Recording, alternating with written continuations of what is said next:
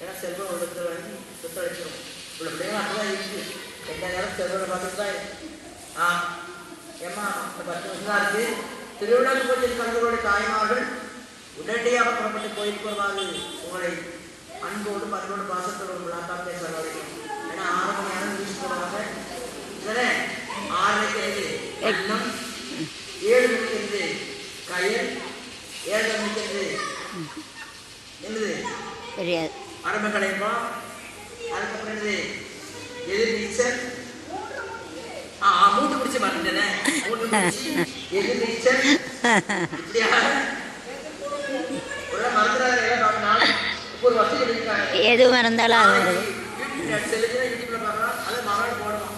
எல்லாத்துக்கும் வரணும். ஐயோ நீ நானும் பார்க்க முடியாது. பார்த்து செய்தி வந்து அண்ணன் போடும். அண்ணன் என்ன செய்யறாங்க, என்ன செய்யாத தெரியலையே. என்ன வரக அப்படித்தான் போகுது. இன்னும் சாரம் இன்னும் டிவி பார்த்தீங்களா? டிவி வந்து எப்போ இருந்தா பேப்பரை சுற்றிக்கிட்டு டிவியை பார்ப்பேன். அதுக்கு ஒரு ஆள் 24 hours டிவியை பார்த்துட்டு இருக்க மாட்டேன். அதான் டிவி யாருன்னா ஒரு ஆள் டிவியை அணைத்து விட்டு கோயிலுக்கு வந்து விளையாட்டு பார்த்துட்டு அன்னைக்கு பகல் நேரத்தை நிச்சயம் திருப்பி அதை நாடகம் போடுவாங்க. அதை பார்க்கலாம். அது செல்லில் பார்க்கலாம். ஆமாம், யூடியூப். நாம் என்ன செய்ய வேண்டும்? இந்த உலகமாக அந்த 7வது எடுக்கப்பட்ட அவதாரத்தை சொன்னேன். இப்படி காவல் தெய்வங்களும் அப்படித்தான். ஒவ்வொரு அவதாரத்துக்காக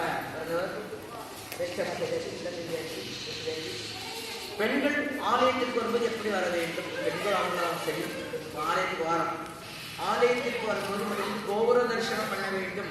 ஏன் கோபுர தரிசனம்? கோபுரம் ஏன் உயர்ந்திருக்கு? இறைவன் தான் உயர்ந்தவன் என்பதில் இருக்கிறத கோபுரம் உயர்ந்திருக்கு. நாம் உயர்ந்தவன் அல்ல. கோபுர தரிசனம் கோடி புண்ணியம் என்று சொல்வார்கள். ஆலயத்துக்கு வந்து கோபுரத்தை தரிசனம் செய்ய வேண்டும்.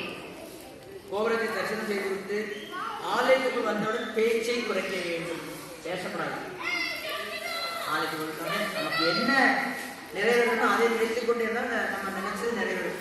அதை விட்டு போட்டு இந்த அக்கா நல்லா நகை கொடுத்தாவில் எங்கே எடுத்தது, எம்பிசி எடுத்ததா, ஜெயில ஆகாஜ் எடுத்ததான்னு நல்லா சேலை எடுத்தாங்க. இது எங்கே எடுத்தாங்க? கோச்சில் எடுத்தாங்களா, ஆரோக்கியம் எடுத்தாங்களா? அந்த கண்ணை வந்தமா அதான் ஆலயத்துக்கு வரும்போது எளிமையாக வேண்டும் என்று இருக்கிறது. அம்மனுக்கு அலங்காரங்களை நகைகளை போட்டு ஆலயம் கொடுத்தா பக்கத்தில் உள்ளவருடைய கவனம் சிதறும். ஆகவே ஆலயத்துக்கு வரும்போது எளிமையாக வர வேண்டும்.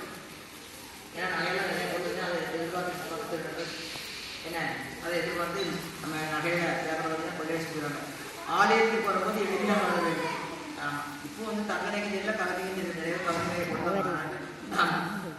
அதனால கலைஞரே என்ன நிறைய எளிமையாக வர வேண்டும் என்று சொல்கிறேன். ஆத்தாளே எங்கள் எல்லாம் வந்தியே, அண்டரெல்லாம் கொடுத்தாளே, மாதுளம் இழந்தாளே. ஆத்தாளே எங்கள் எல்லாம் வந்து அண்டரெல்லாம் கொடுத்தாளே, மாதுளம் இழந்தாளே, புள்ளியிடம் இழந்தாளே, அன்றி பாசாம்சம் கருணை சேர்த்தாளே, முக்கண்ணியே தொழுவாருக்கு ஒரு தீங்கு இல்லை. இப்போது வந்து நான் கொடுத்து அறிவிக்கிறேன். இந்த கலியுகத்தில் பார்த்தீங்கன்னா என்ன முதல் வந்து என்ன சொல்லணும்னு கேட்டீங்கன்னா, இந்த கலியுகம் எப்படி வந்துச்சு? கிறிஸ்து பிறப்புக்கு முன்பாகவே 3000 கிறிஸ்து பிறப்புக்கு முன்பாக 3102 பிப்ரவரி மாதம் 20ஆம் தேதி அதிகாரம் 27 மணிக்கு கலியுகம் ஆரம்பமாக ஜோதிட வல்லுநர்கள் சொல்றாங்க. பகவான் ஸ்ரீகிருஷ்ணர் பகவத்கீதையை அர்ஜுனனுக்கு உபதேசிக்கும் கலியுகம். இந்த கலியுகம் வந்து மொத்தம் 4,1000 வருஷம் இருக்கும். நாங்கள் வெறும் 5000 வருஷம் தான் கிடந்துக்கிறோம். நல்லா புரிஞ்சுக்கணும். இந்த 3,14,000 வருஷம் இந்த கலியுகத்தில் என்ன நடக்கும் என்பது புராணங்களிலே சொல்லப்பட்டிருக்கிறது. புராணங்களில் சொல்ல பாகவதப்பட்ட இந்த கலியுகத்தில் என்ன நடக்கும்? இயற்கை சீற்றங்கள்.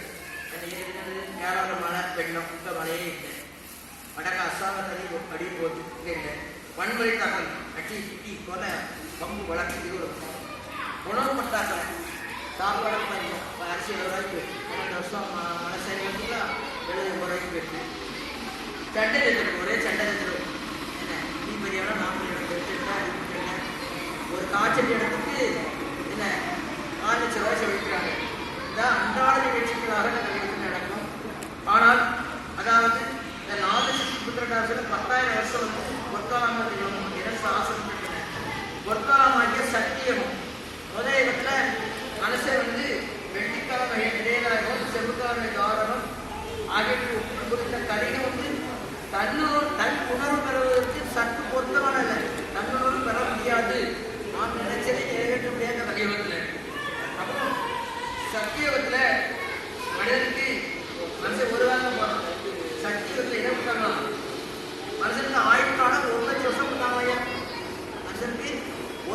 இருந்தாலும் அந்த 1,00,000 வருஷத்துல வாழ்ந்துக்கிறான். அந்த வருஷத்தை ஆயுளாக பண்ணாங்க.